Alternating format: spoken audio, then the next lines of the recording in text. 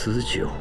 小师兄带我入天启，让我见识到真正的天地之大，东君无以回报。师兄的酒，味道与其他二位无差，只是其中略略加了我的一点小私心。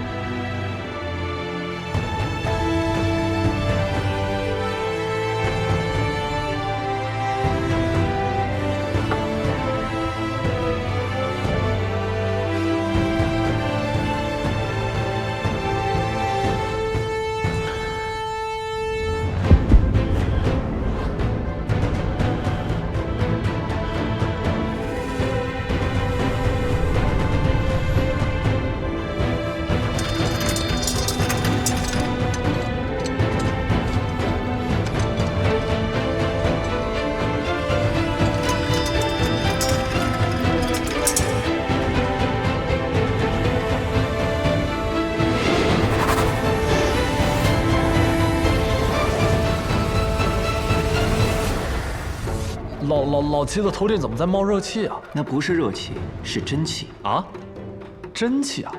真气乃为气，照理说应该是虚无缥缈的，也应该只有在体内流动的时候能感受得到。我怎么从未听闻有真气是肉眼可见的呀？三昧真气已全，百炼繁星俱净，真气出体凝成所见的情况确实很少，但也不是没有，一般发生在破境之时。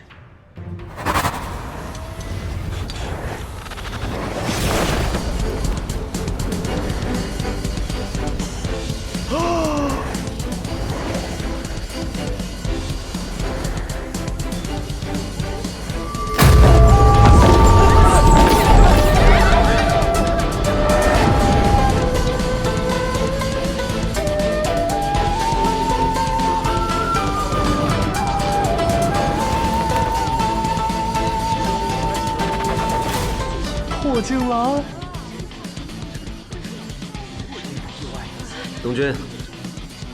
东君，我滞留此境久矣，却苦无破境之法。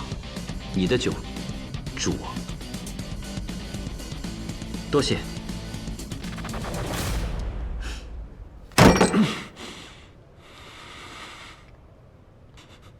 王爷息怒，稍安勿躁。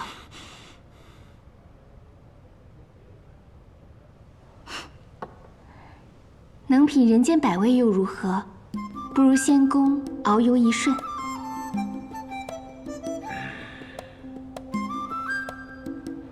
谢师，酒备的不多，如不嫌弃，便请。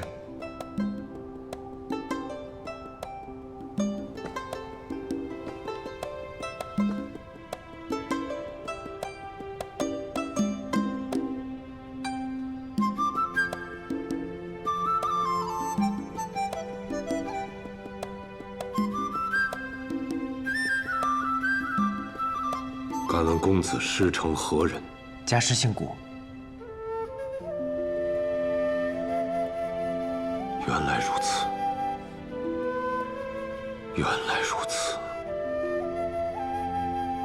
三位品酒师，可有结果了？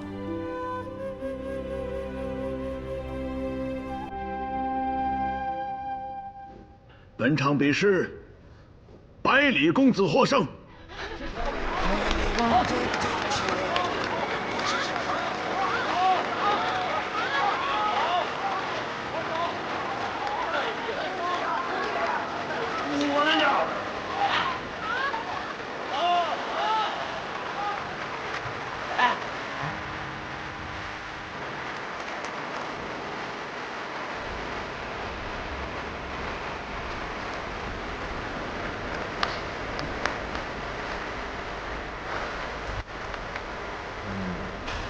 这半瓶收入白，可说到做到？欲求必有。豪气！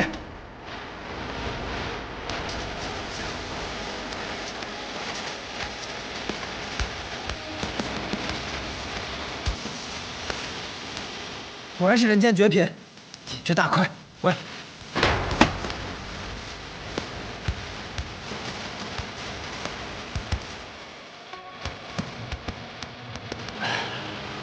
准备登楼。好。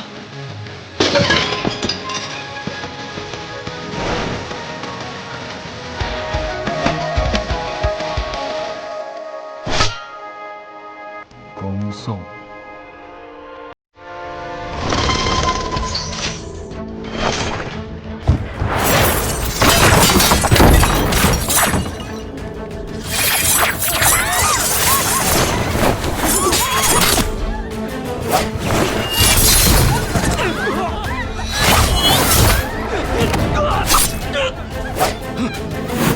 何人指使？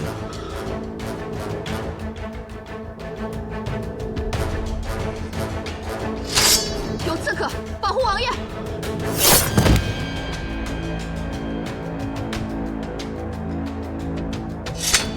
哪来的刺客这么大胆子，竟然敢在碉楼小筑设伏？碉楼小筑明知今日有要事，未做好防范，惊动了王爷，该当何罪？萧若风，你大胆！敢杀我学堂之人，才是真正的大胆。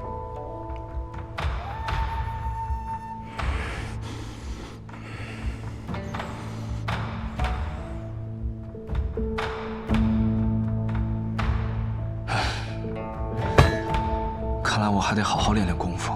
这天启城真是卧虎藏龙，此番真是开了眼界了。走了走了，这些事情交给我师兄们处理就好了。师傅还等着我呢。小师兄，告辞。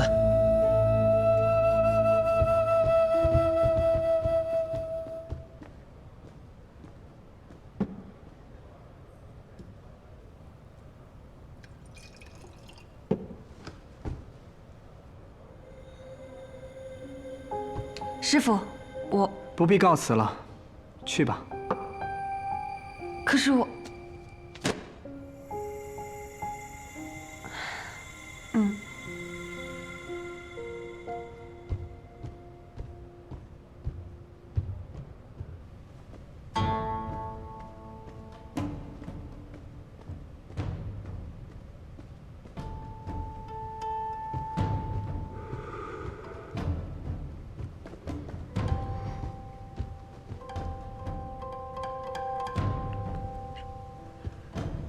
昨日来本通报的师兄，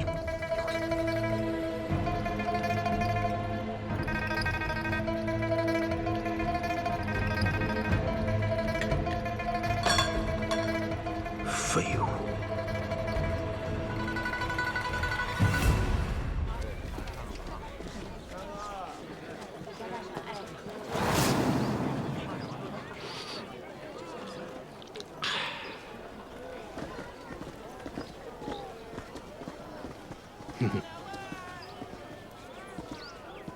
师傅，哎，赢就赢呗，怎么顺了人家镇店的酒啊？怎么能说是顺呢？徒儿我这是依照规矩，光明正大的取。嘿嘿嘿嘿。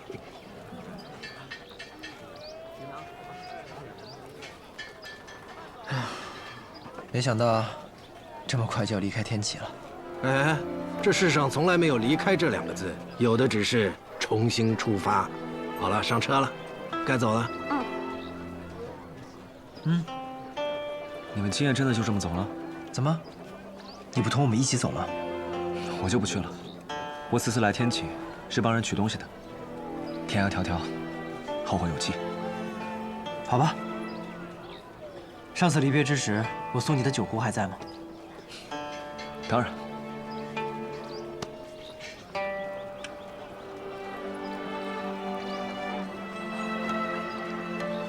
挺大方的。也没什么能送给你的，送你杯秋露白喝吧。谢谢。我们定会再见的，因为到时候我已名扬天下。好，我也一定不会输的。后会有期，后会有期。走啦，出发啦！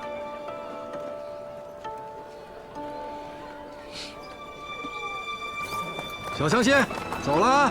嘿嘿。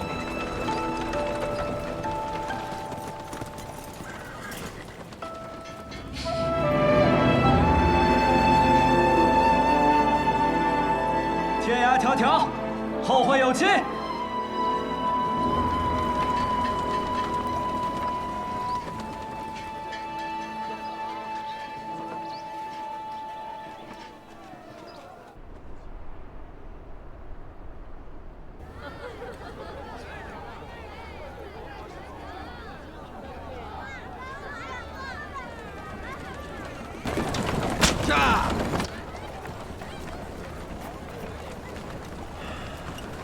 真是桃花香啊！李师侄，你闻闻看。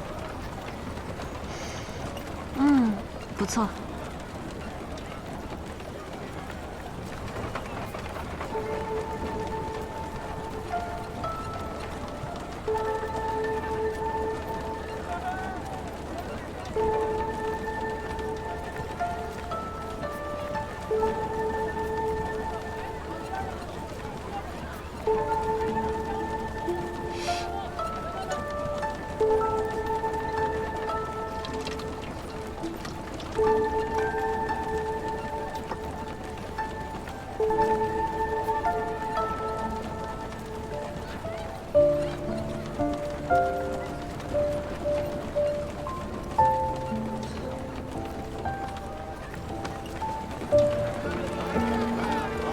师傅，天启城最高的地方在哪儿啊？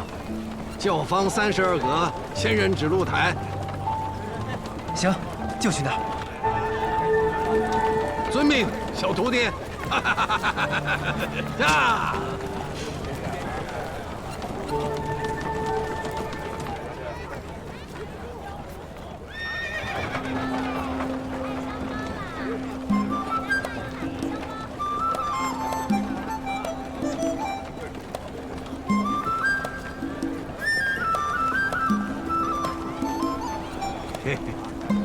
天若不爱酒，酒仙不在天；地若不爱酒，人间无酒泉。天地既爱酒，爱酒不愧天啊！以文清比胜，又言浊如咸。前生既已饮，自作散游仙。杯酒行大道，觥筹尽河山。但知酒中趣，难对行者产。先生，这马真是快啊！哎，这可是烈风神驹呀！啊，我的烈风驹？不可能啊！我的烈风驹是红色的。师傅，你这马是白色的。嘿，我给涂上去的。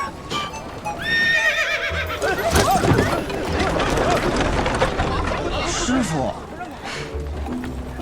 白衣白发配白马，此乃仙人本相。我乃谪仙人，岂肯折腰事凡尘？驾！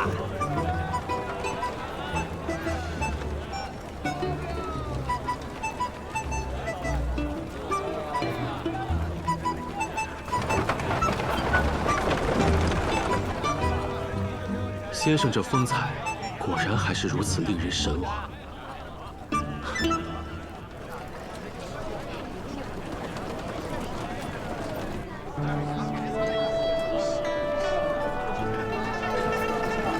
您再试试这个，好看吗？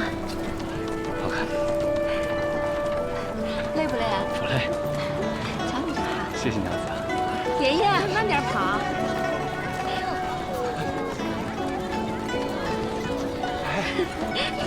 碰到什么了？爷，软糖，好好吃啊！好，要这个吗？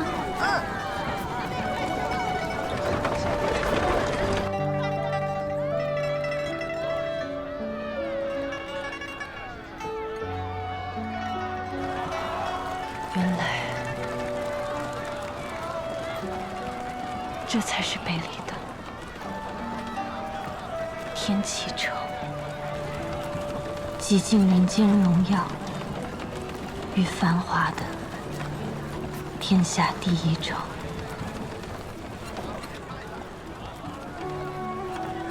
我本来是觉得，不就是一座城吗？走了也就走了。可是如今看来，还有好多地方没有尽兴的玩一玩呢。你说呢？尹使者，你怎么哭了？没有。你要是实在舍不得，我再陪你回来嘛。就是啊，我们也不是不回来。等下次回来的时候，我让那皇帝亲自出城迎接你们。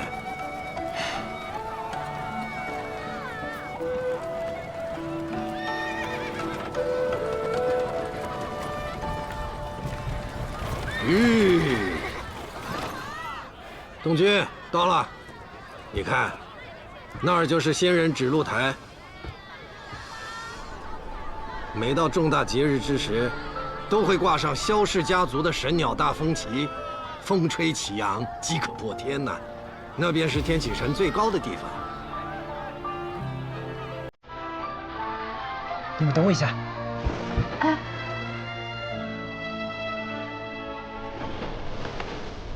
东君，替师傅去一趟天启城吧，酿一壶桃花月落，挂在天启城最高的地方。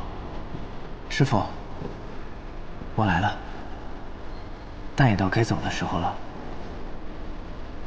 您的心愿，徒儿没有忘记。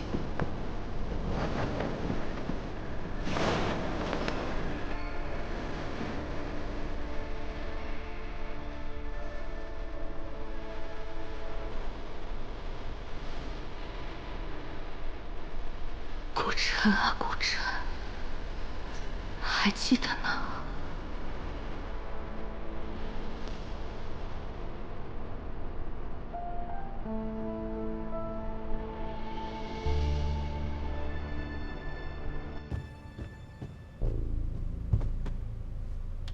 陛下，怎么样？李先生带着镇西侯的独孙百里东军，策马绕了天启城一圈后，离城而去了。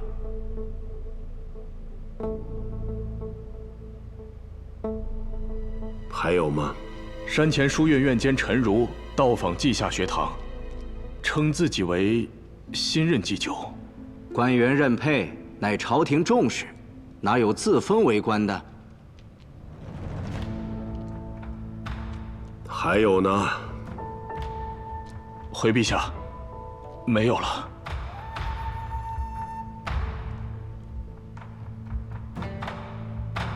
走了，那便走了吧。那个陈如，大理寺卿也管官员任配的事儿吗？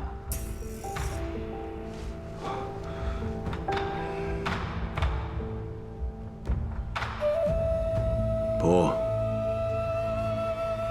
就封那人为祭酒。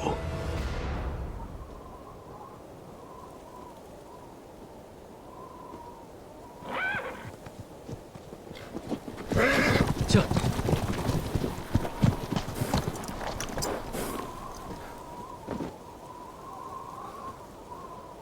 二小姐，阿姐呢？怎么没跟你们一起回来啊？小姐，在路上有事耽搁了。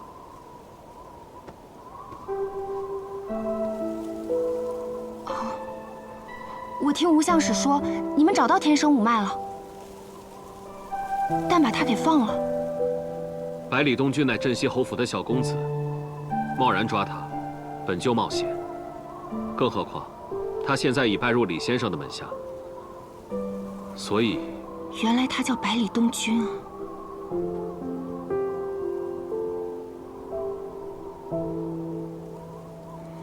怎么停了？继续说呀！我们找到一个更合适的人选，他叫叶鼎之。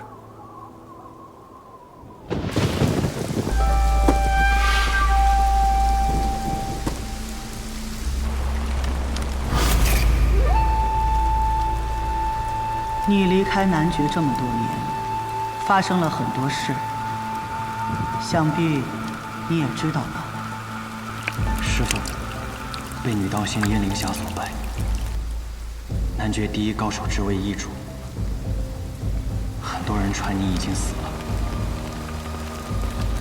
但是您却忽然出现在天启城，大战学堂李先生，向天下人昭告您的行踪。你想学魔仙剑，我不同意。当年我打不过李长生，去学了魔仙剑。1年之内，我的功力涨了6成，我依然打不过李长生。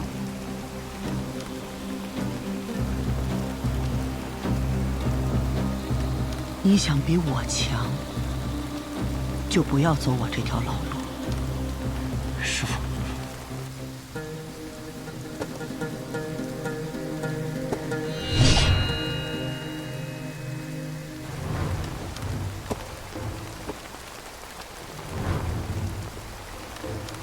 刀客凌云，是我。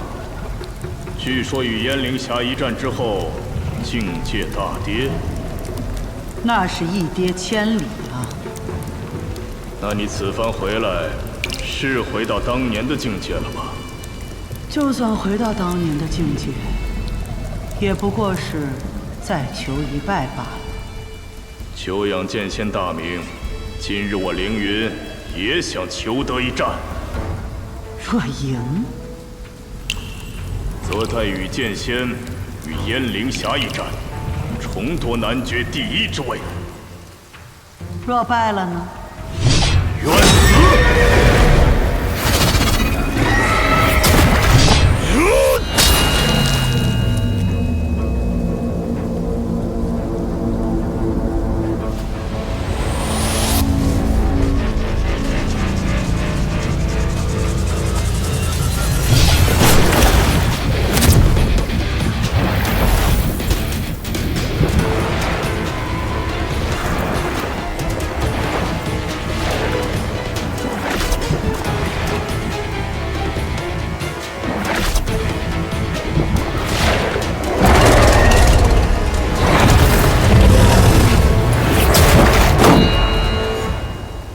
走吧。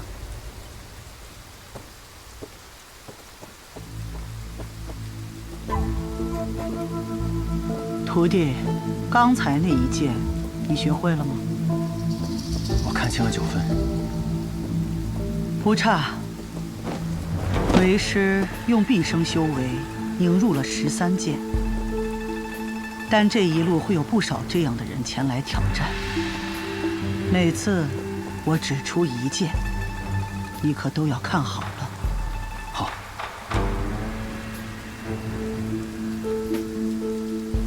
除了最后1剑，那一剑不许看。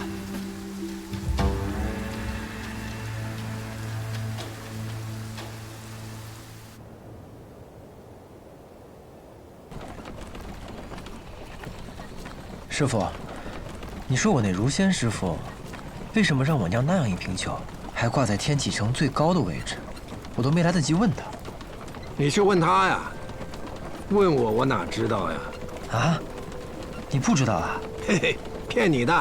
我当然知道了，我是谁呀？师傅，嘿，是因为情债呀。当年你师父喜欢上一个女人，后来他们分散了。你师父就欠了他1壶桃花月落。那我挂在那儿，那女子便会看到吗？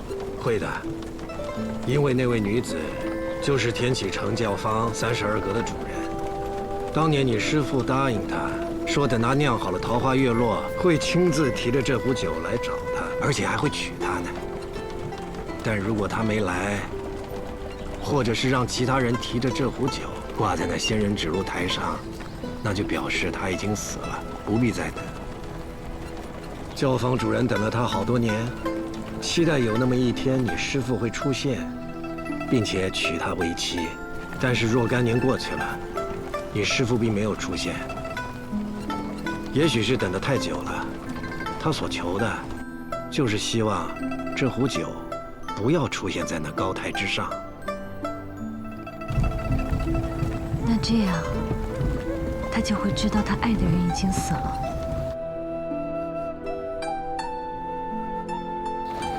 看来是我伤了我师娘的心了。哎，你这句师娘应该让她听到，她会很开心的。嘿嘿。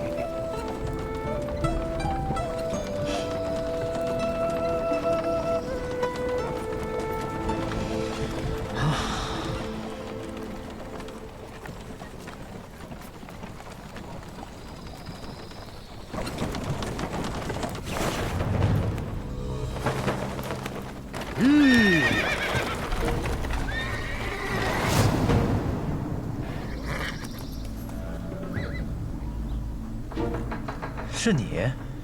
是我。你来做什么？给我送行？当心，此人似乎来者不善。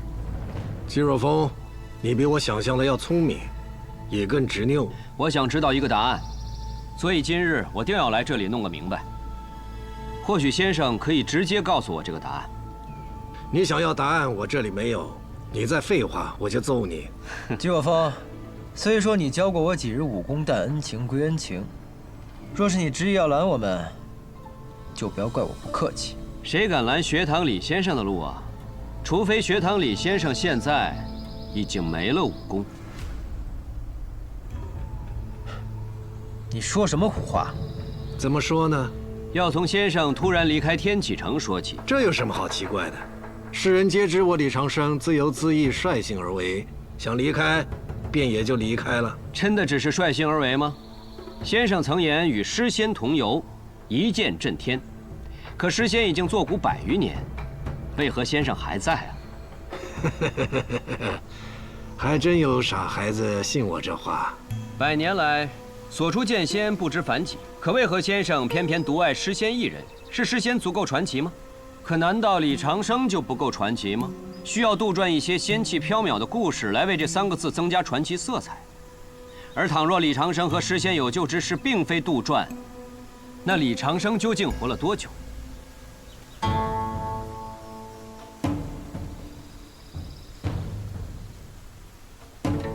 白小棠自然查过先生一剑扬名之后的平生所历，不过区区30载。如此推断，之前的李长生定然不是李长生。如果先生今日离开天启，恐怕世上再无李长生。是也不是？你真的比我想的要聪明。既然先生要离开天启，自然有你不得不离开的道理。所以我猜，先生不是不想继续当李长生，而是不能。为何不能？因为你已经没了武功。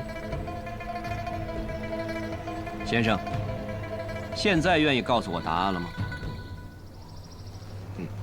季若风，我师父是不是真的没了武功，我不知道。但你是真的很没有眼色。你的秋水诀是我教的，你有信心赢我？你不要太自信。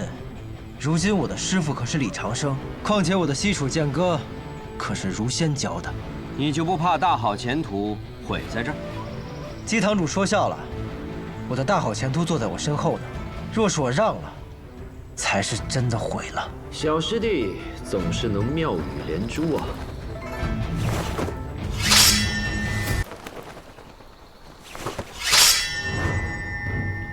好雀剑，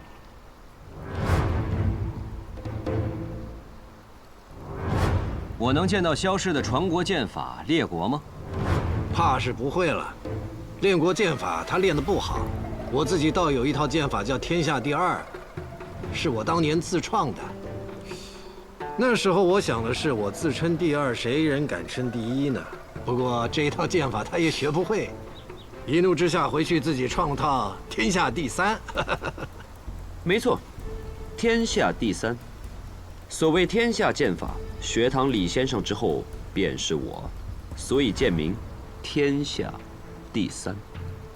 你叫天下第3，正好，我这一棍叫棍打天下。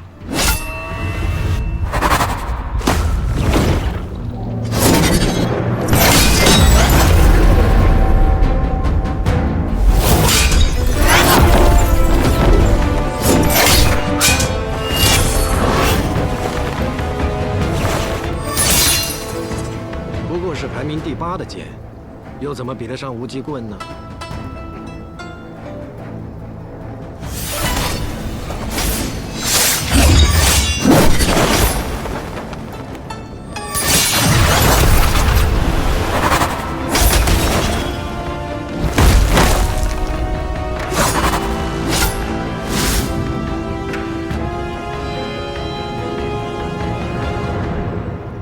百里东军。师兄，我来了。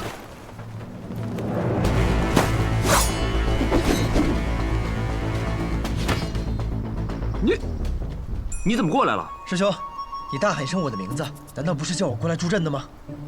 我喊你是叫你带着师傅赶紧跑。啊！一个都别想走！不必打了。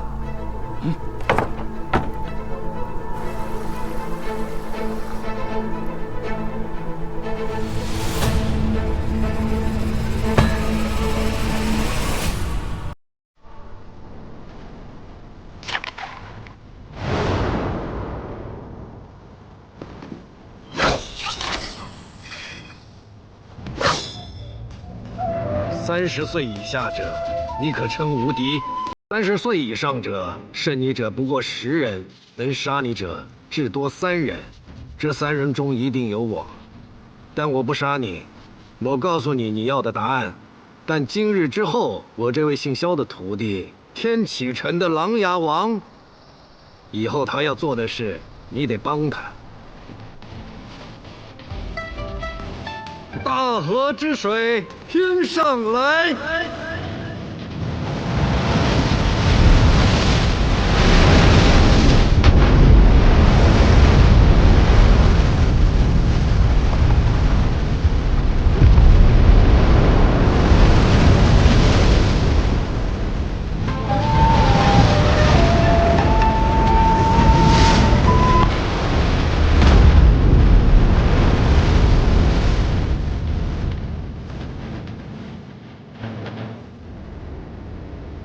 你想知道答案？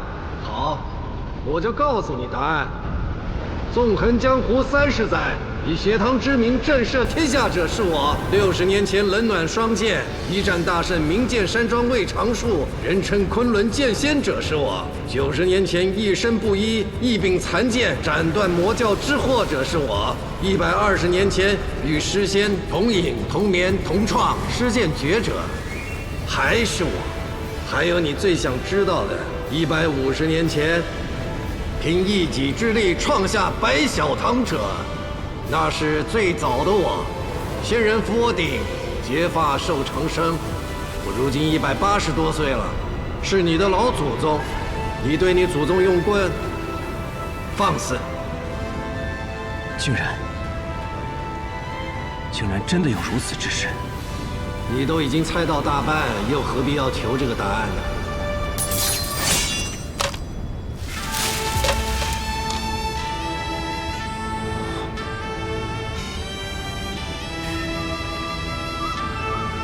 没想到世上竟然真的有长生不老之术。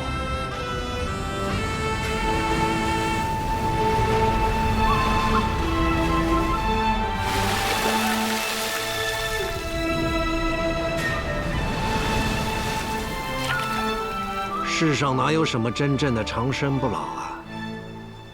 只要在世间，就总会有归去的那一天。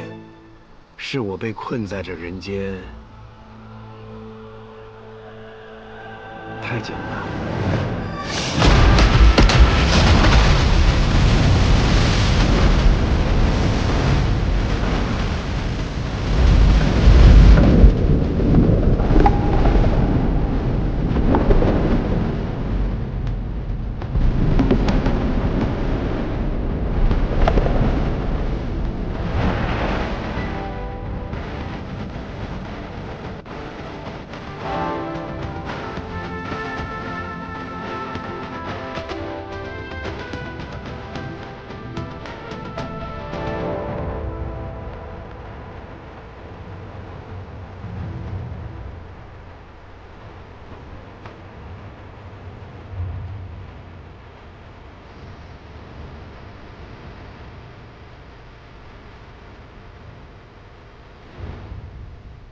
小师兄，是我看花眼了吗？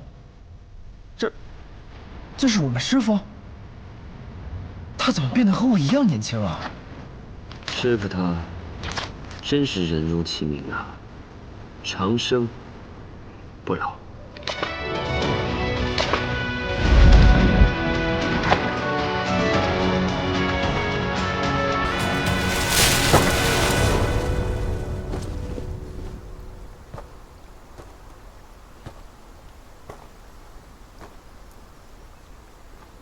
你想知道的答案已经知道了，我拜托你的那件事，可不要忘了。可白小棠从不参与朝堂之事，这不是老祖宗留下的规矩吗？我让你帮他，又没让白小棠帮他。再说了，老祖宗不就是我吗？你想看的，已经看到了。回去写入白小棠，但是不要让其他人知道，明白吗？我不对，弟子孩儿明白。咱俩现在看着差不多大，你就别再自称孩儿了，把我都叫老了。走吧。那孩儿先走了。若老祖宗再回天启，定要回白小棠看看。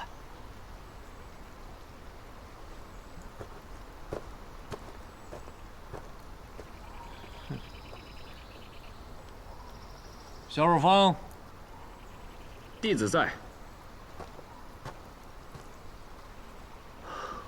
师傅，您原本叫姬长生。什么姬长生？你怎么不叫我苟长生？哎呀，我年轻时哪里会想到自己会长生？我的本名叫做姬虎蟹。我的这位后辈不比我当年差，有了他的帮助，皇位一事啊便会更有把握。天启城里那位用枪的年轻人也不错。至于后面这位，你就别想了。身份特殊，弟子明白。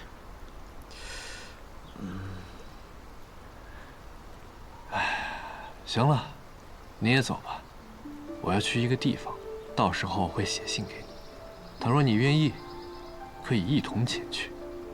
我们说不定还能在那里喝上2杯。嘿嘿。师傅，您说的话，到底有几分真，几分假？弟子怎么觉得，此去一别，就再也见不到您了呢？你是白痴吗？嗯？师傅什么时候骗过你们？都是你们自己不信。之前我说我跟师仙一起喝过酒，你们就在那背过身去翻白眼，以为我不知道啊？好，那希望这一回，师傅没有骗我们。哼，再会了。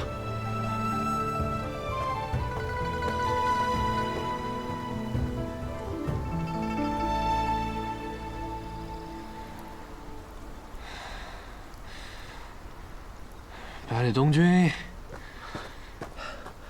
师傅，哎，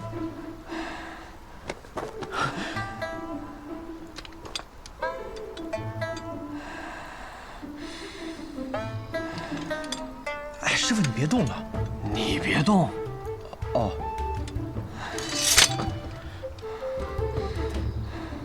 扶我回马车。好。哎。背我啊！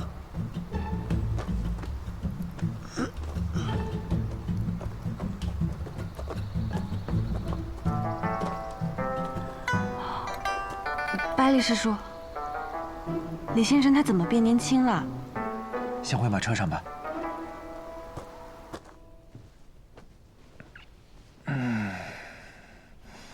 先生怎么了？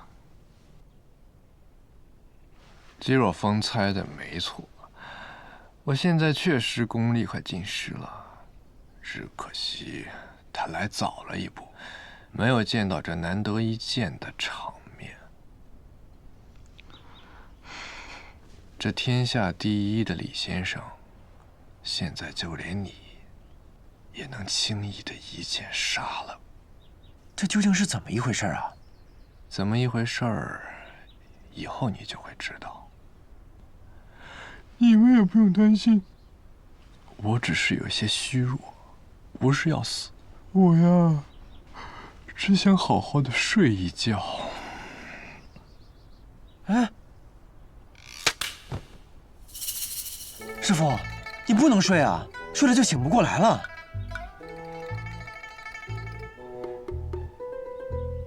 啊！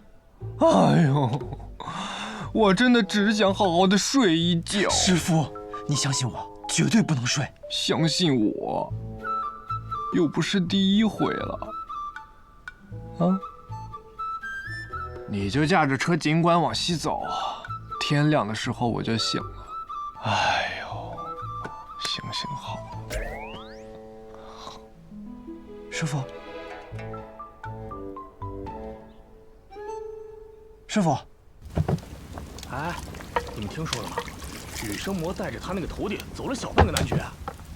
那个魔头似乎是要去什么洞月湖，挑战个什么剑仙。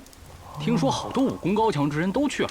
昔日诗仙是10步杀一人，千里不留行。今朝羽生魔藏剑不露身，千里赴一战。不知能不能也成了后世的传说啊？哎，看不出来于兄好文采啊。不过我可听说了，这羽生魔这次，但凡是遇见拦路者，皆是只胜不杀。只胜不杀？难道那个魔头转性了？啊！师傅，你听听，你这次可真是招摇过市啊，就差在身上插一面旗子，上书“羽生魔在此”了。不过师傅，照这么走下去，你确定走到洞月湖之前，我们不会累死啊？杀人之前需要魔剑。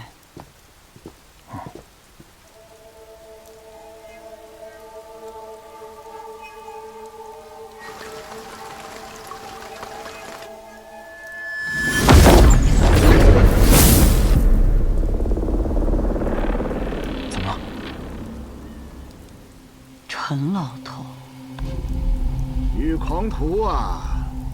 徒儿，去林子里避避。我要会会这老头。这老头很厉害。男爵武学泰斗，天选老人，杀你只需要抬个手。那不如师傅，师傅连手都不需要抬。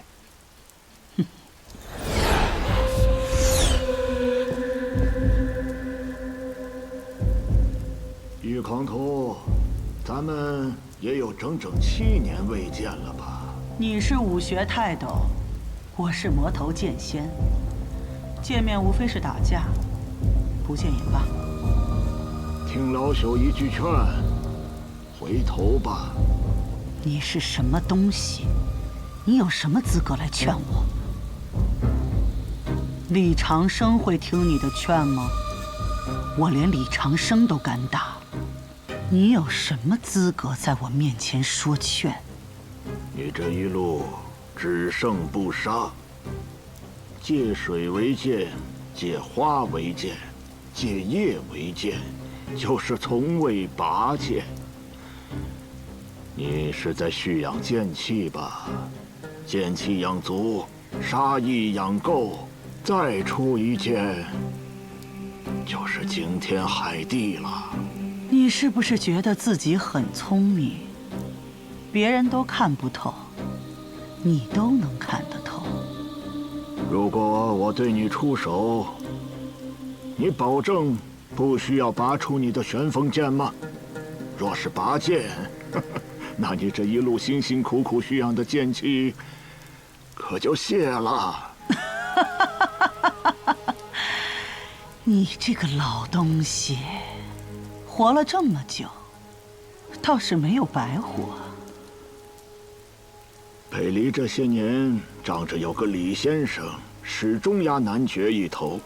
男爵武道的气数本就不如北离，若是你执意要与燕灵峡一战，无论谁胜，都躲不过2败俱伤啊！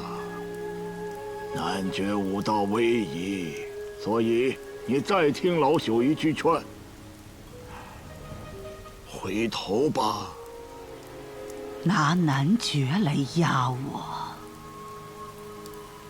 男爵又算什么东西？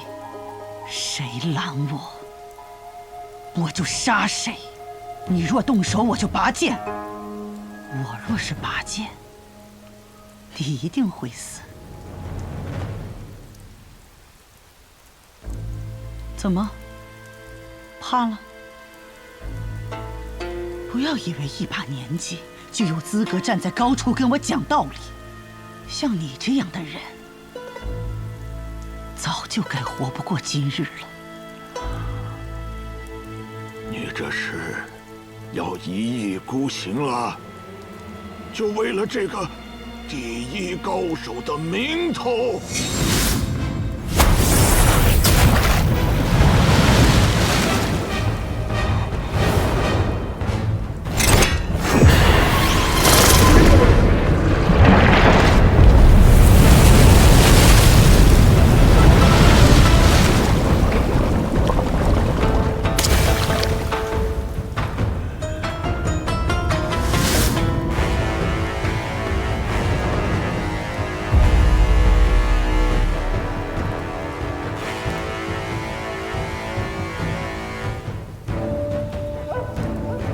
今日过后，天选老人就只是一个老人了。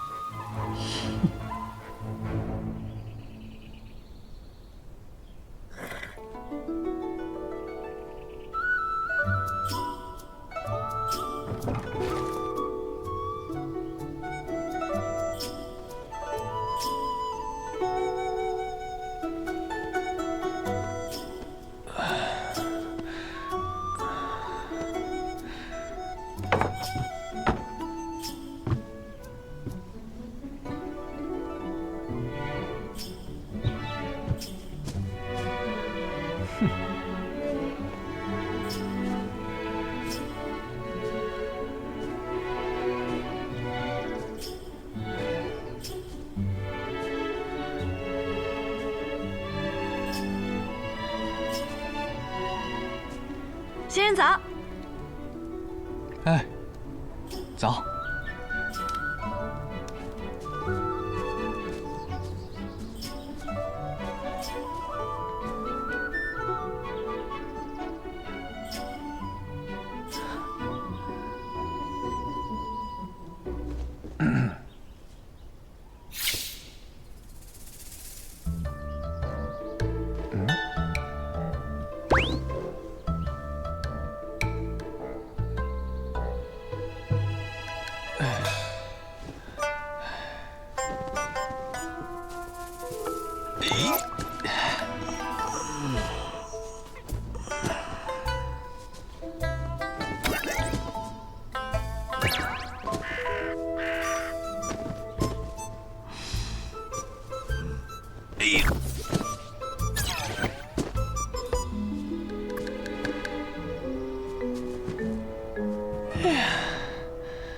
昨日还是首摘星辰的天下第一人，今天连个野武都摘不下来。哎，好香啊！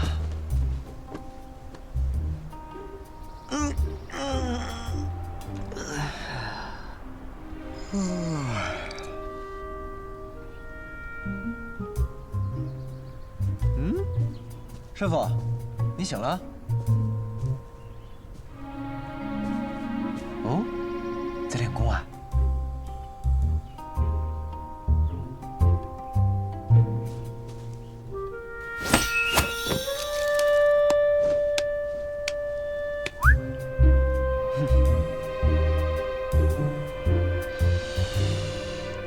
哇，好香的果子啊！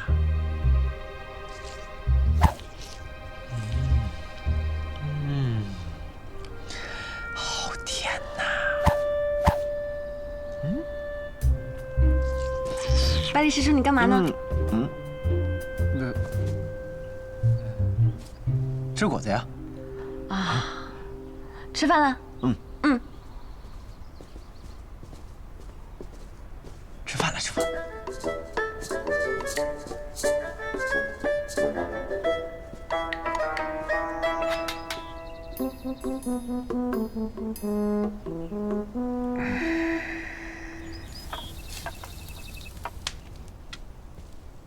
怎么？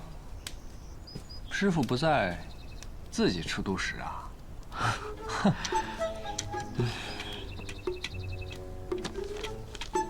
哎，师傅，太干，难以下咽。哎，东君啊，你说这树上的果子，是不是挺甜的呀？师傅当真偷看了？你只能问一个问题，确定要问这个？我怎么能忘得了您呢？这还差不多，问吧。师傅，你真是神仙吗？什么神仙？遨游天地，长生不老。我轻功虽强，一跃也高不过一座山。内力再好，这一掌不过掀起一条河而已。论这剑术吧，我在天下剑客中，应该是巅峰的级别吧。但倘若你让我一次性杀1万个人，那我的剑怕早就折了。这还不算神仙？如果这还不算的话，那返老还童总算了吧？你已经180多岁了，正常人谁可能活180多年啊？而且你就这么走着走着，就变成了一个比我还年轻的模样，除了头发白点。行，那就说说。其实也没什么，无非就是年少时去黄龙山拜了个师，学了个功夫。这个武功呢，非常难练，而且名字只有一个字儿，叫春。春。上古有大春者，以8000岁为春，8000岁为秋。庄生逍遥有所言，正是这春的含义。只要练会此功，每30年便会重返青春，而在这返老还童的那一年，功力就会尽失，需要重新修炼才能恢复。倘若此刻我在天启城内，那这件事情必定会暴露。天启城人多眼杂，人言可畏，所以我必须走。于是你就找了我和尹师侄，和你一路同行，为了保护你。看起来也不是这么一无是处嘛。可是先生，为什么是我们啊？是啊，我们俩是所有师兄弟中武功最差的，且阅历最浅的。姬若芳说的没错，既然此功以30年为期，那么每过30年，我就会更换一次身份。倘若我一直留在他们身边，那我始终都是李长生。因为我与他们相处太久，身上有太多割舍不掉的东西，我不愿意这样，所以我就带上你。而你，是因为你师父跑来求我。你师父那样的人，竟然会为了一个徒弟来求我，有趣。说到这里，你们两个以后也别叫我李先生了。为何？因为属于李长生的30年已经结束了。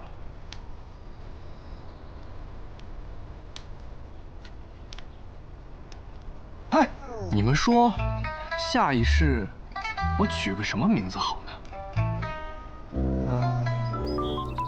不如跟你一样，取个复姓，就叫尉迟，或者叫欧阳、上官、司马。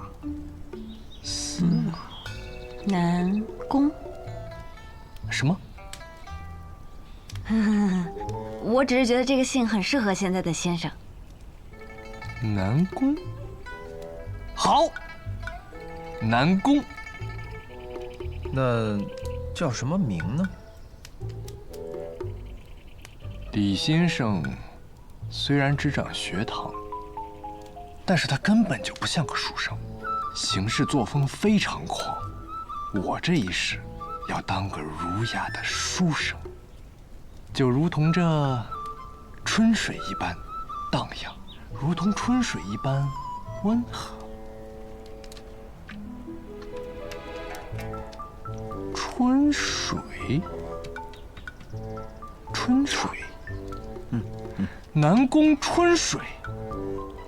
就这么定了，南宫春水。这么随便的吗？取名字就是要痛快嘛。你们以后呀，就叫我南宫兄，啊，春水兄也行，都可以。外人问起，你们就说我是你们游历江湖认识的好友，记住了吗？记住了。记住了。好。哎，对了，是南宫春水。春水兄，咱们此行究竟要去哪里啊？这天下间有一座城，风花雪月，人间至美。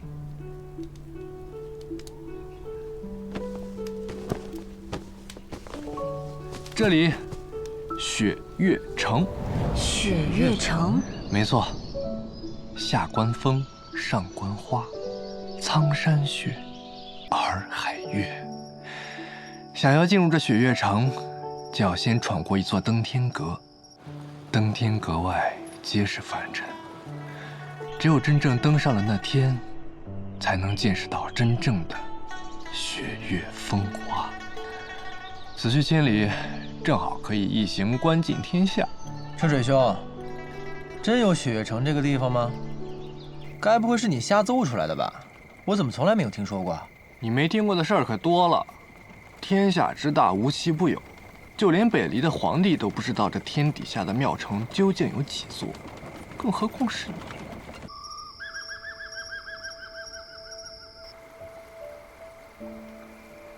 你师父教你的那套烟云剑舞，是他向我拜师时我传给他的。现在他又传给你，我看了也确实适合你。你就先练着，有什么问题随时向我问。多谢春水兄。对了，你师父登场的那套，你可千万别学啊，羞死个人！哎呦，天哪！是，那你可千万别告诉我师父。放心。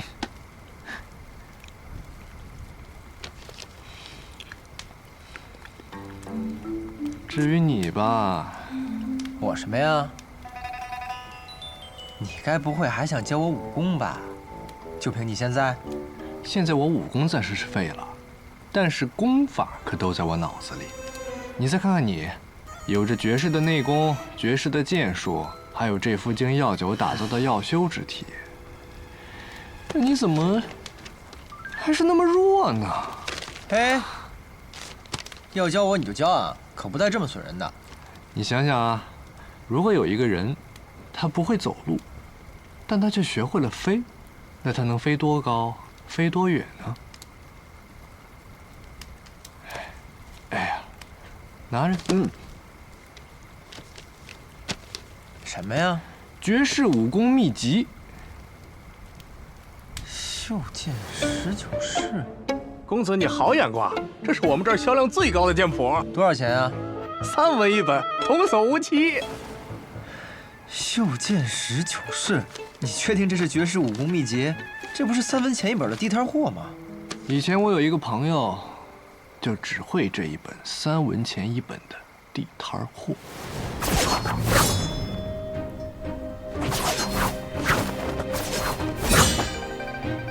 这剑法如此蠢笨，为何还要反复修炼？因为我出身寒微，所以只买得了这一本剑谱。练了多少年了？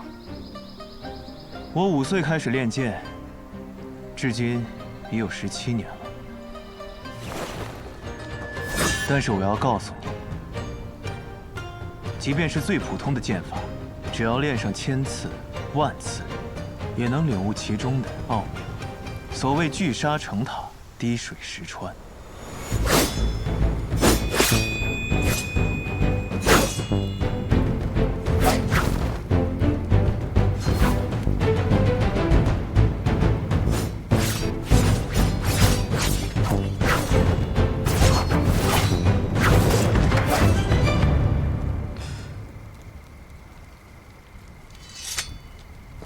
聚沙成塔，水滴石穿，怎么听起来像是一种自欺欺人的说法呢？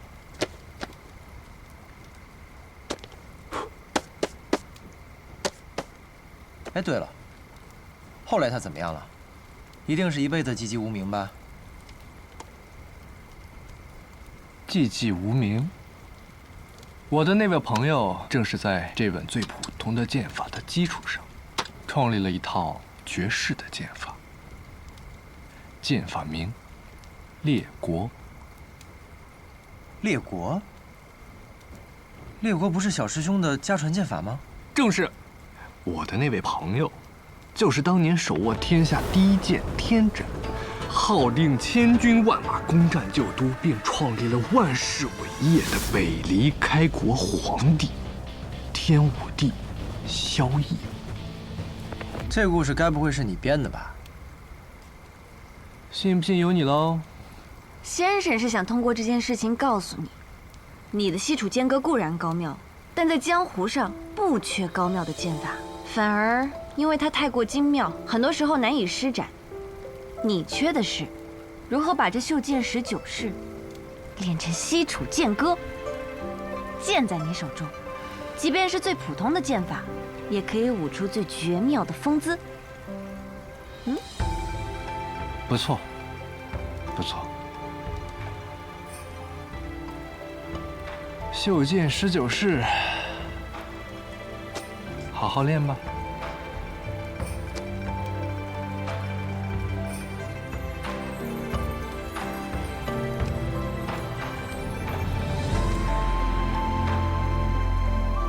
真是这样。